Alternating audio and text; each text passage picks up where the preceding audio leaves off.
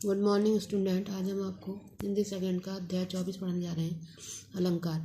अलंकार का शाब्दिक अर्थ है आभूषण या गहना। जिस प्रकार आभूषण पहनने से स्त्री में सौंदर्य से चार चांद लग जाते हैं, उसी प्रकार अलंकार काव्य के आभूषण हैं। अलंकार का प्रयोग कविताओं की सुंदरता तथा शोभा बढ़ाने के लिए किया जाता है। अलंकार के दो प्रमुख भेद होते हैं। शब्द अलंकार। जिन अलंकारों में शब्दों के द्वारा चमत्कारपन किया जाता है उन्हें शब्दालंकार कहते हैं। शब्दालंकार के भेद। शब्दालंकार के निम्नलिखित भेद हैं में अनुप्रास, यमक, श्लेष,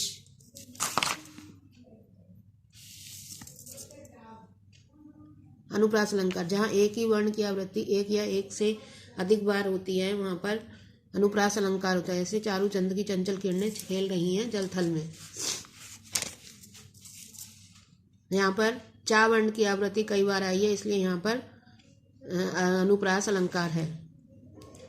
अगला है यमक। जहाँ एक शब्द का एक से अधिक बार प्रयोग किया जाता है और प्रत्येक बार उस शब्द के अर्थ अलग अलग हों, उसे यमक अलंकार कहते हैं। जैसे कनक कनकते सौगुनी मादकता अधिका। जैसे एक कनक का अर्थ सोना और दूसरे कनक का अर्थ धतूरा है, तो यहाँ पर दोनों के अर्थ अलग हैं, इसलिए यहाँ पर यमक अलंकार है। श्लेष।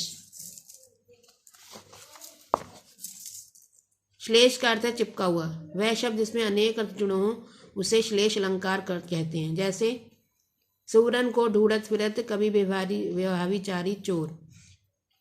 सुवरन माने सुंदर वर्ण, स्वर्ण सोना, सुवरन गोरा और सुवरन सुंदर वर्ण। यहाँ पर एक ही शब्द के कई अर्थ हैं, इसलिए यहाँ पर श्लेष अलंकार है। उसके बाद है अर्थालंकार। जहाँ शब्द से नहीं बल्कि अर्थ से चमत्कार पैदा होता है उसे अर्थालंकार कहते हैं। अर्थालंकार के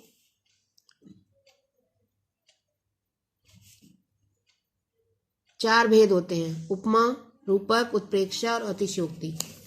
उपमा। जहाँ दो वस्तुओं की समान धर्म के आधार पर समानता बताई जाए वहाँ उपमा अलंकार होता है। जैसे हाय फूल सी कोमल बच्ची, हुई राग की थी ढेरी।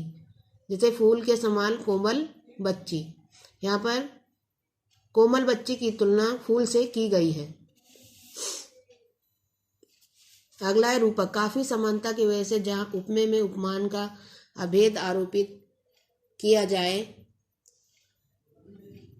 उसे रूपक अलंकार कहते हैं। चरण कमल बंदो हृदय। भगवान के चरणों को कमल के समान मान ली गया है, इसलिए यहाँ पर रूपक अलंकार। उत्प्रेक्षा।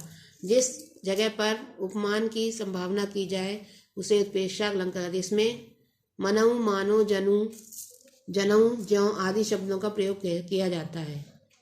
पाहन ज्यों आए हो गांव में शहर के।